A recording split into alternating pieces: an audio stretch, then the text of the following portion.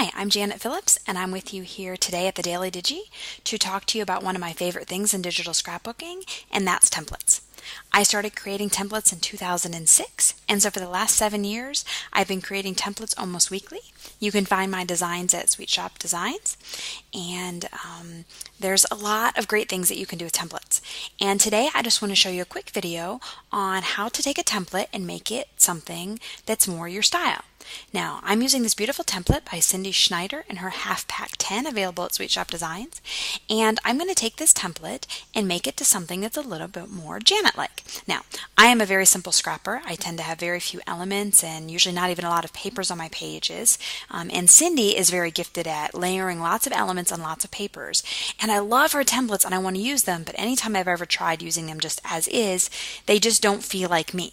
But I've learned that I can do a few quick things, and I can take her templates and make it something that looks a little bit more like my other pages. So I just want you to watch. Now I'm working in Photoshop Elements 10. Sometimes I work in Photoshop's Elements 11. It just kind of depends on what I'm doing. But really the program that I'm using isn't the point of this, and this isn't really necessarily a how-to video, but just showing you a little bit of how I think when I'm looking at a template and I'm saying I like it, but it's not quite my style, but I want to use it, and so how I take it from something that looks like this into something that's a little bit more me. So I just want you to watch along as I alter this template to make it more Janet-like, and hopefully you'll pick up some ideas to realize that when you're looking at a template, you don't have to be confined to using it just as it is, but you can make it something that feels a little bit more like you.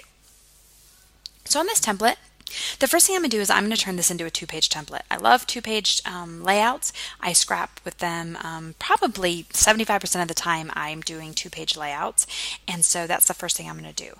I'm going to resize my canvas, turn it into a 24-inch canvas so I can get started altering this template. Okay, I'm going to move everything over, select all layers. I'm just going to scoot it all over. And whoops, I went way too far. There we go. Now I'm going to take my background paper and I'm just going to stretch it out so it spans the entire width of my layout. I'm going to take paper 1 and 2, and I think I'm going to view my grid and just move it over. Now that was Command or Control quote, or you can go up to here to view grid. I like to view my grid so I make sure I'm doing things evenly, but I tend to use the keystrokes just like this. Okay, do paper 1 by itself. And now I'm going to do paper 2. Stretch those out. Great.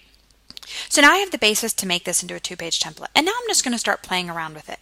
I think that I want to move the bulk of all of this over to this side of the page. So I'm going to select all layers, and now I want to deselect these paper layers that I just stretched out so they don't move with me. So I'm just going to move all of this over. View my grid. It doesn't really matter. I'm just doing it by eye, right about there. Now, I'm going to remove some items that I don't think I'll use. Like I said, I don't use a lot of elements. I'm not good at using lots of elements. So I'm just going to kind of move these off my page. Now I could always add other elements later. These two labels, I like those, but I think I'm going to move them down here. I tend to like little labels for dates on my pages, so I'm going to move them there. I think I'm going to hide the journaling for now. I'm not sure I'm going to use it. I think I'm going to take this paper and I'm going just to stretch it out, not quite to there. Now I like this paper frame, but if I try to stretch it out, you can see how this continues to get wider and wider. So what I'm going to do is I'm actually going to delete that, create a new layer, select my marquee tool, and then I'm going to go to Edit, Stroke, 45 pixels. I already have a gray color selected. I'm just going to click OK. So now I have a new frame layer. Here we go.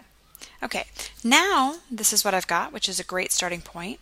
I like this photo here, but I want to duplicate it and have a couple more photos. But first, I see that if you zoom in here, you can see that this photo isn't quite straight. If you see your grid lines here, you can see how it's lower here on the left side than the right side, and I'm just going to straighten those out. So I'm just going to line my left corner up with a corner on my grid. And then I'm going to go over here, and I have both layers highlighted here. I'm just going to click here so I can rotate, but I'm going to anchor it at this corner, so when I rotate it'll anchor, this little point will be anchored because that's already right where I want it. So I'm going to go up to this little thing, I'm going to click there, I'm just going to pull it down.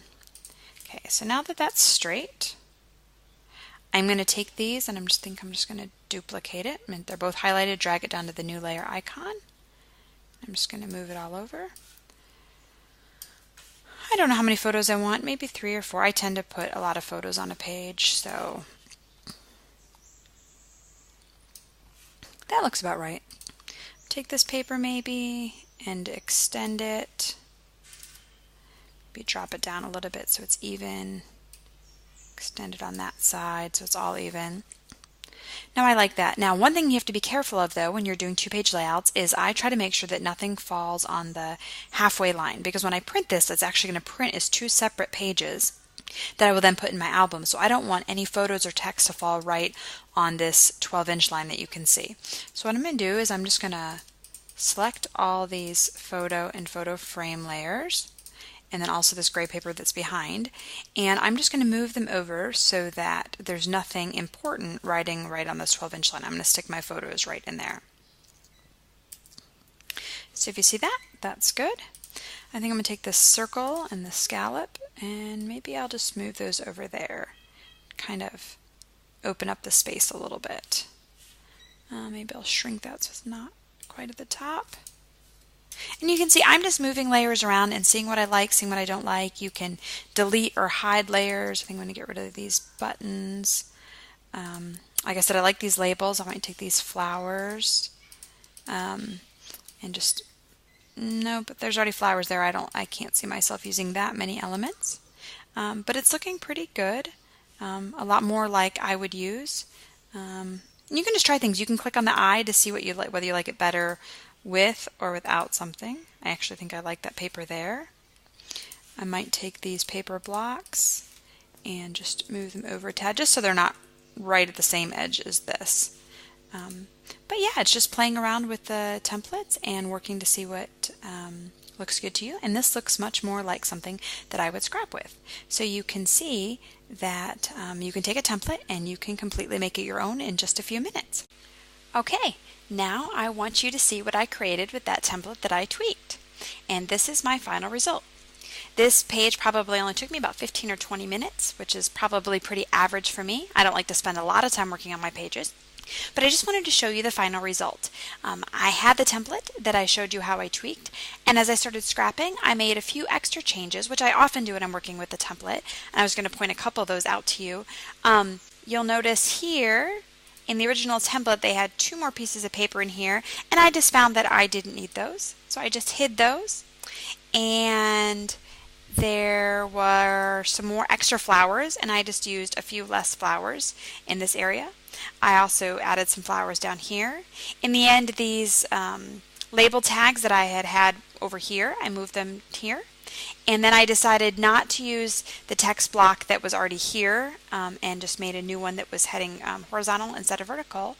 But all in all, I didn't do much changing to it. So probably from start to finish, this whole layout took me maybe less than 10 minutes to alter it, even as I was explaining it to you, and then 15 or 20 minutes to scrap it.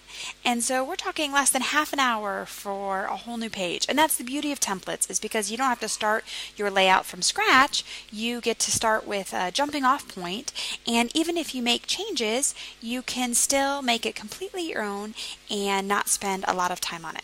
So I just want to encourage you that when you see templates, to open your mind to realize that just because things are in a certain place doesn't mean they need to stay that way.